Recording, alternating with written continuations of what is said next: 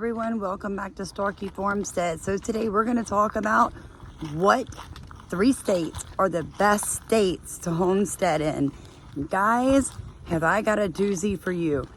Okay, so let's start this conversation with talking about where the rich people put their money. Okay, rich people are rich because they're good with money. Let's just agree on that. They're good with money. Let's not talk about how they got their money, but they're good about keeping their money. So when they invest in something, it tends to be a solid thing. Can we agree on that? Bill Gates. Now, if you're wanting a homestead, right? You're wanting a farm, then you already know all about Bill Gates. So here's it. Let's follow the money. Bill Gates owns 242,000 acres of farmland in 19 states. There are 3 states that he owns a combined 129,000 acres, okay? Sorry, the wind's blowing, I'm trying to do this, hold my notes. Those 3 states, Louisiana, Mississippi, Arkansas. So you're south, east, and North America. That's where Bill Gates has really been sinking his money. All right. In Louisiana alone, he owns 69,000 acres of farmland. He owns a combined 60,000 between Arkansas and Mississippi. The reason I'm telling you this is because there is a reason Bill Gates bought these areas up with farmland. Now, and I'm going to tell you why. Climate, cost of land, soil and natural resources, length of the growth season, and it's easier to raise animals in these areas. That is why he's sinking his money in farmland in those 3 areas. 1, because he wants to destroy farming. And if you continue with the way our country is right now, those 3 states are going to be your better states to grow in, farm in, homestead in.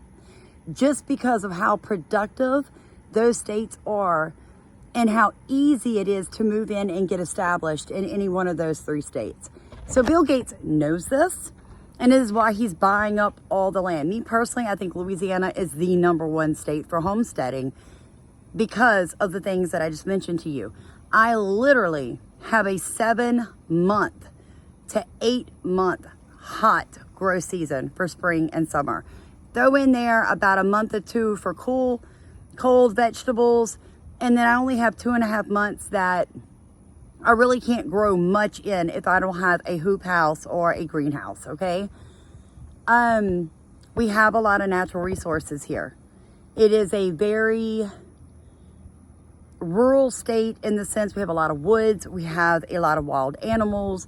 It's very easy to grow livestock. Our soil is amazing down here. It is mainly clay-based, and you have to work with that, which is why we are no-till, heavy mulched. However, the soil is amazing. Plus, we have the Great Mississippi running right through us, and we have a lot of water down here. So if you think of it in that, this is a great state to bunker down in. Yeah, we have a Democratic governor about 60% of the time, but our state is pretty 50-50. And I don't care what the rest of the world tells you. I grew up in South Louisiana, and I'm gonna tell you right now, we're probably the least racist place in the world.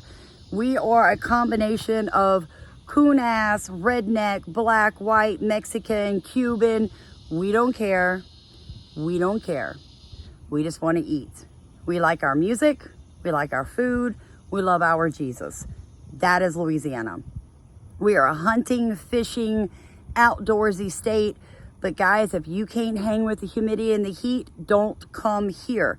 Now, what I'm going to do is I'm going to throw some clips in here from some very well-known YouTubers who actually sell land for homesteaders and farmers. They find it and they sell it. And I want you to hear what this gentleman says about Louisiana, okay? So if you're looking for the best states to homestead in and you've always lived up north, do not let the news and how they portray us in movies stop you from coming to the South. We are a very welcoming people.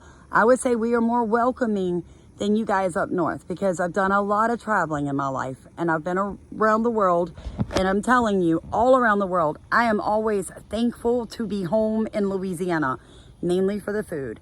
But the people here are just a different kind of people. We will still stop and change the old lady's tire. That's just how we roll down here, guys.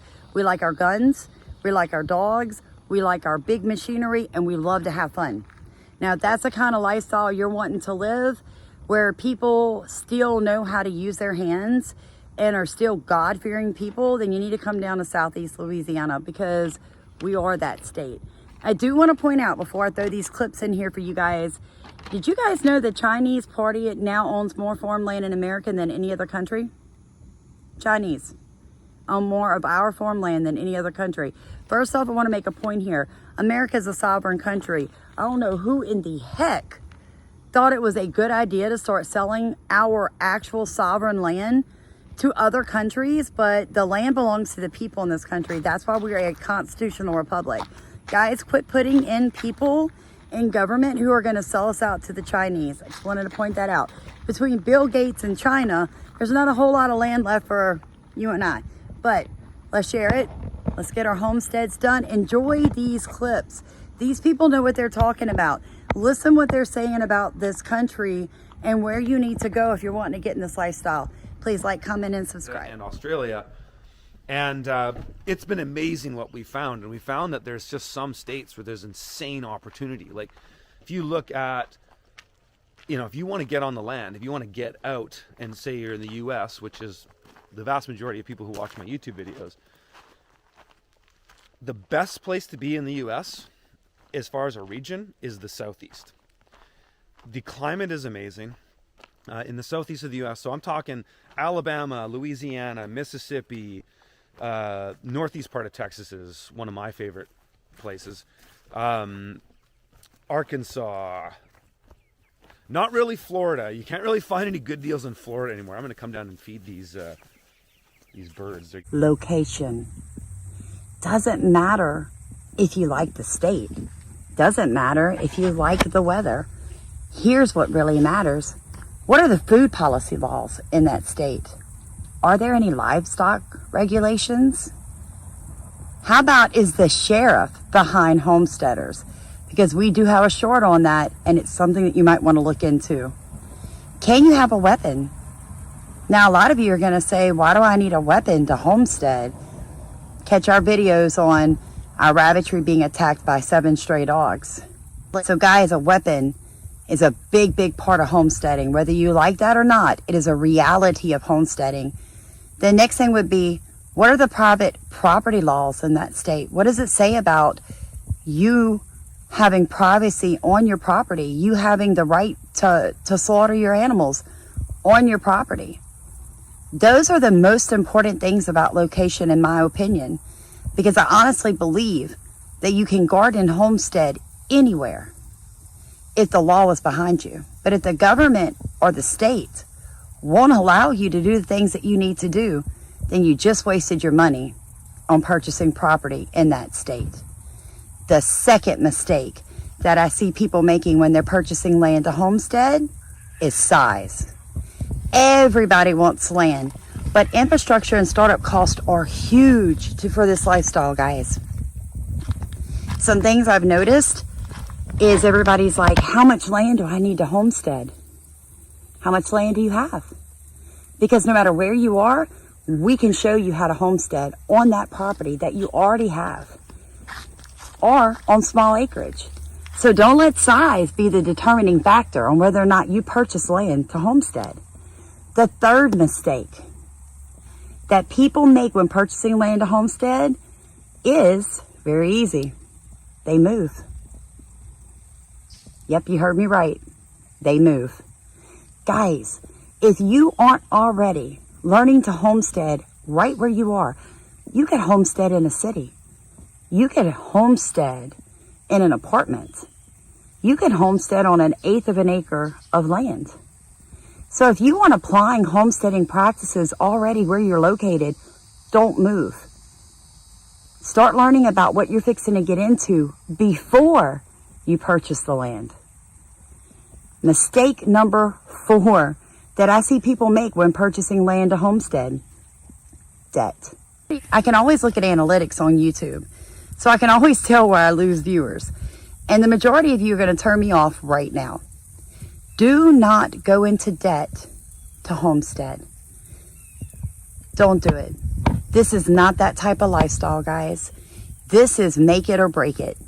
Most of you work another job because you went in debt to homestead. So you really need to think that through. I always tell everybody, homesteading is about sustainability, okay? If you are feeling panic and you're like, I need to homestead because the cost of food is going up, the cost of everything is going up, I need to leave the city, I need a homestead. I totally understand. Why do you think I homestead? Here's the problem with that, guys. The cost of everything is going up. So what happens, and most of us that want a homestead truly believe the bottom in the economy is going to fall out, that we're moving into a Great Depression, correct? Yes. We know what's coming. Like, we feel it in our bones.